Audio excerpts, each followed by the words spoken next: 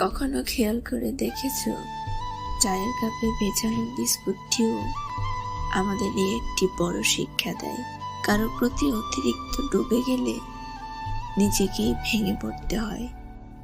সব আঘাত ক্ষমা হয় না, কারণ কিছু আঘাত শরীরে নয়, আত্মায় লাগে। সেগুলো রক্ত জড়ায় না, কিন্তু বিশ্বাস ভেঙে দেয়। জীবনের বেশিরভাগ ক্ষেত্রে চুপ থাকাটা খুব প্রয়োজন, নিজের আত্মসম্মানটা অন্যকে বোঝানোর জন্য।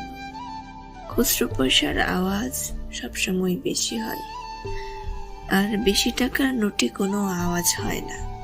এটা আমাদেরকে খুব সহজে বুঝিয়ে দিয়ে যায়, নিজের মূল্য বোঝাতে কখনো চিৎকার করার প্রয়োজন নেই। ধৈর্য ধরো, একটু চুপ থাকার অভ্যাস করো। সময় হলে একদিন ঠিক তোমার হয়ে তোমার জবাবটা সময় ঠিকই দিয়ে দেবে। এই পৃথিবীতে সবচেয়ে মূল্যবান হলো নিজের আত্মসম্মান। তাই কেউ যদি একবারের মতো তোমাকে ছোট করে, তাকে তাহলে চিনে রাখো এবং তার থেকে দূরত্ব বজায় রাখো। ভুল করেও তাকে তোমার আশেপাশে রেখো না।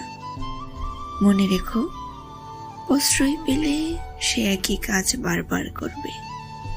কাউকে ক্ষমা করে দেওয়া মহৎ গুণ, কিন্তু তাকে আর দ্বিতীয়বার আঘাত করার সুযোগ দেওয়া যাবে না।